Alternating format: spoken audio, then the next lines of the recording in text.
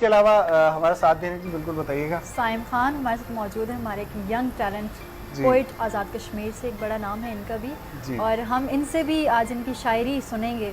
بالکل. اور ان کا نام بھی میں آپ کو بتا دوں کہ سائم خان راست، ان کا نام بہت اچھا ہے جی. جس طرح ان کا نام اچھا ہے، خوبصورت ہے، اسی طرح ان کی شاعری بھی بہت اچھی ہے، اور یقیناً آج ہم ان سے بالکل سنیں گے اور سب لوگوں کو بھی سنائیں گے اور یقیناً پسند آئے گی. میں یہ جانتا ہوں کہ آپ ماشاءاللہ اینکر بھی ہیں، کمپیئرنگ بھی کرتے ہیں، اور آپ اپنے الفاظ کو صرف شاعری میں ہی نہیں بلکہ ایز اے آپ ہوسٹ بھی اس کو پیش کر رہے ہوتے ہیں. آپ مختلف پروگرام ریڈیو پہ بھی اور ٹیلی ویژن پہ بھی ہوسٹ کر رہے ہوتے ہیں. اچھا، احساسات اور جذبات کے لیے ایک چیز بہت ضروری ہے جی، وہ الفاظ کا استعمال بھی، جس سے آپ سیکھ سکتے ہیں. تو میرے خیال میں شاعری اس میں سب سے خوبصورت چیز ہے. یہی بات ہے جی.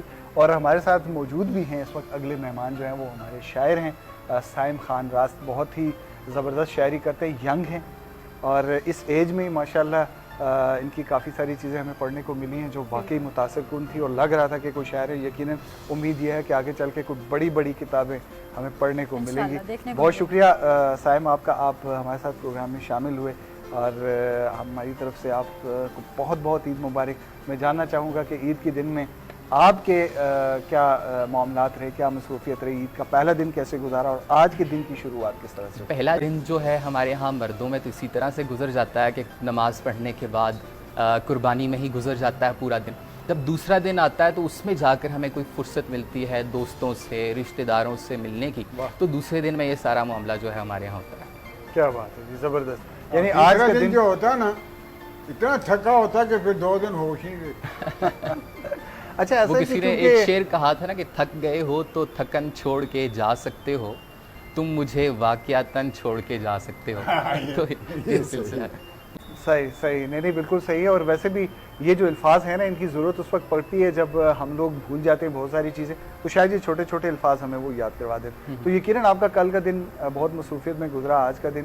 مجھے یہ بتائیں کہ ایک وہ شاعر جو ہوتے ہیں نا، ان کی ذرا الگ سے ایک آپ کہہ سکتے ہیں کہ طبیعت ہوتی ہے، اور ہر چیز کو بڑا ٹھہر کے ٹھہراؤ کر.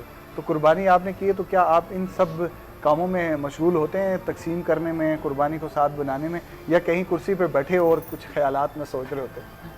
ایسا ہے کہ پہلے میں معاشرے کا فرد ہوں، اور اس کے بعد میں شاعر ہوں. کیا بات. تو اس معاشرے کے ساتھ ہی مجھے سروائیو بھی کرنا ہے، اور ان سارے معاشرتی تغافل کو دیکھ کر ہی چلنا ہے، ان کو لے کر چلنا ہے. تو تبھی میری زندگی جو ہے وہ کامیاب ہو پائے گی. اگر ایک ہی چیز کو لے کر چلتا چلا جاؤں کہ شاعری کو ہی اپنی زندگی کا محور بنا لوں، تو میرے خیال میں وہ نامکمل ہو جائے گا میرے لیے. سائم، ایک ہوتا ہے نا کہ شاعروں کی خاص بات ہوتی ہے کہ وہ کسی بھی چیز، آپ ان کو ایک ٹاپک دے دو، اس کے اوپر وہ بڑی آسانی سے شاعری کر لیتے ہیں، اپنے الفاظوں کو قید کر لیتے ہیں. ٹھیک ہے. تو آپ نے کبھی ایسا سوچا، کبھی آپ کے مائنڈ میں ہے کہ قربانی جو ہوتا ہے ہمارا ایک فریضہ، اس کے اوپر بھی کبھی کوئی شاعری بنائی جائے؟ اچھا، بہت خوبصورت بات کہی آپ نے کہ شاعری کا ہماری زندگی پر بہت گہرا اثر ہوتا ہے. اب بہت سارے لوگ ایسے ہوتے ہیں جو کچھ کہنا چاہتے ہیں، بولنا چاہتے ہیں، لیکن ان کے پاس الفاظ نہیں ہوتے. تو اب شاعر جو ہے وہ ہر فرد کی، معاشرے کی عکاسی کرتا ہے، نمائندگی کرتا ہے. اب جیسے جو بولنا چاہتا ہے اس کے پاس الفاظ نہیں ہے، تو وہ شاعر کا شعر پڑھ دے گا کہ یہ میرے بھی احساسات اور جذبات اس میں ہیں. جو بولنا چاہتا ہے یا جو بول بھی سکتا ہے، آپ جیسے ماشاءاللہ آپ سب جیسے جو بول سکتے ہیں، اب ان کے لیے بھی وہ جو ہے شاعر نمائندگی کرتا ہے. کہ آپ دیکھیے، جو اچھا کمپیئر ہوتا ہے، اچھا مقرر ہوتا ہے، اچھا بات کرنے والا ہوتا ہے، وہ اپنی گفتگو کے اندر ایک شعر جب لے کر آ جاتا ہے تو وہ گفتگو میں مزید چاشنی پیدا ہو جاتی ہے. تو پتہ چلا کہ شاعر جو ہے وہ ہر فرد کی نمائندگی کر رہا ہے معاشرے کے اندر. تو یہی چیزیں جو ہیں، اور اکثر ایک جملہ بعض گاہ اس جملے کی ہوتی ہے کہ شاعر بنتا نہیں، شاعر پیدا ہوتا ہے. تو ایسا ہی ہے، تخیلات پیدا ہوتے ہیں. ایک اور چیز تمام دیکھنے والے نوجوانوں کے لیے بھی، میں چونکہ اسی سلسلے میں آپ کو بتاتا چلوں، نوجوانوں کے لیے بھی بتاتا چلوں کہ وہ پیدا ایسا نہیں ہے کہ وہ سارے شعر آپ کے پاس ایسے اتر کے آ جائیں. کبھی کبھار ایسا بھی ہو ہی جاتا ہے، لیکن زیادہ تر دیکھا گیا ہے تخیل آپ کا اترتا ہے، جو بتایا گیا ہے کہ شاعر پیدا ہوتا ہے. اس کے بعد اس میں بناؤ سنگھار کرنا وہ آپ کی محنت ہے، اس کے لیے ایک علم عروض ہے، اس کو سیکھنا بہت ضروری ہوتا ہے شاعری کے لیے.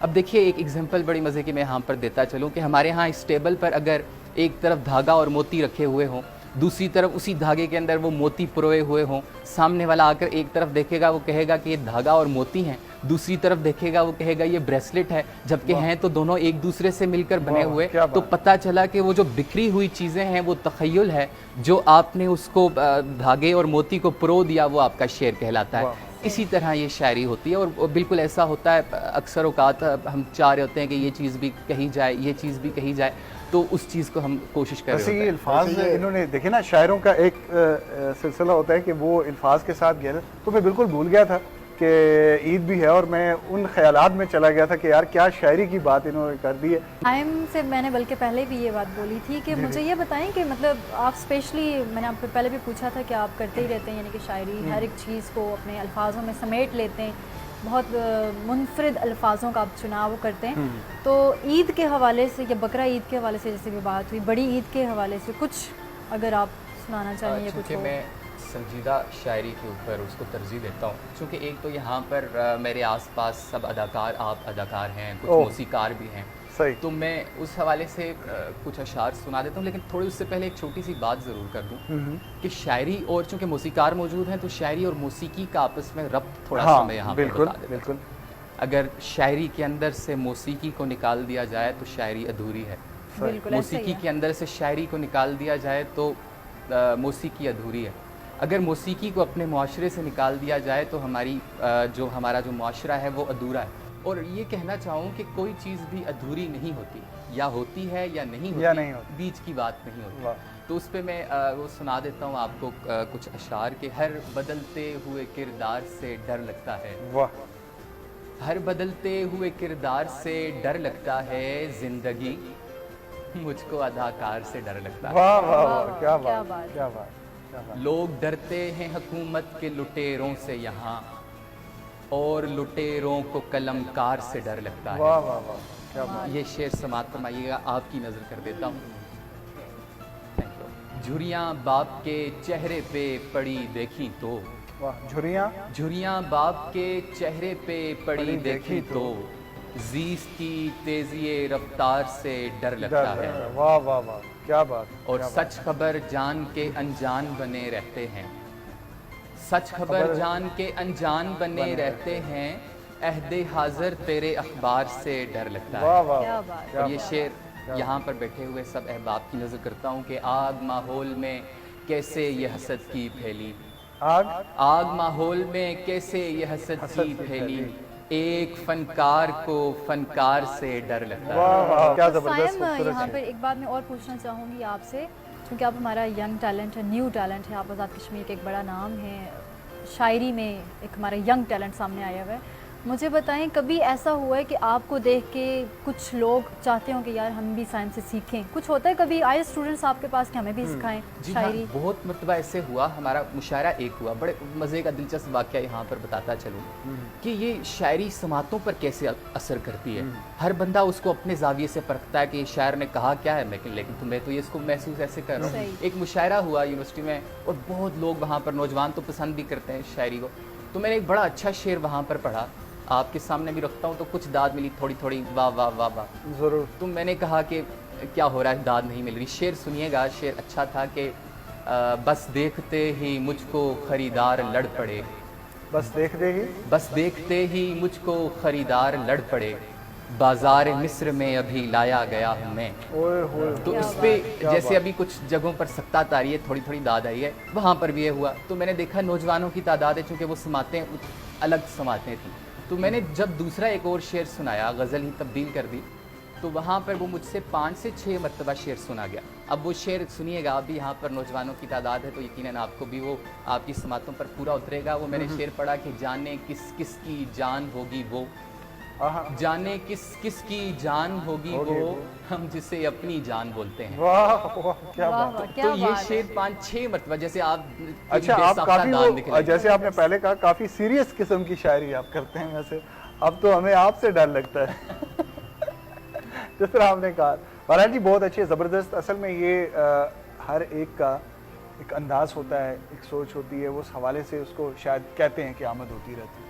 तो ज़ाहिरी सी बात है, आप माशाल्लाह बहुत गहरी बातें जो आपने अब तक हमने आपकी शायरी सुनी है جو اس سے پہلے بھی پڑھی تھی ماشاءاللہ بہت گہری باتیں. Thank you. تو ہم چاہیں گے کہ اللہ پاک آپ کو اور زیادہ ترقی دے اور آپ اور اچھی اچھی چیزیں ایک جو ہے مزاحیہ شعر سنا دوں؟ ہاں جی ارشاد بسم اللہ، ارشاد. ہم حاضر ہیں. چونکہ یہ کیمرے جو ہیں وہ کیپچر کر رہے ہیں تو اس حوالے سے ایک شعر کہا تھا میں نے کہ لگ رہے تھے دور سے منظر مجھے جتنے حسین، واہ لگ رہے تھے دور سے لگ رہے تھے دور سے منظر مجھے جتنے حسین، واہ واہ. زوم جب تصویر کی سارے ہی پکسل پھٹ گئے.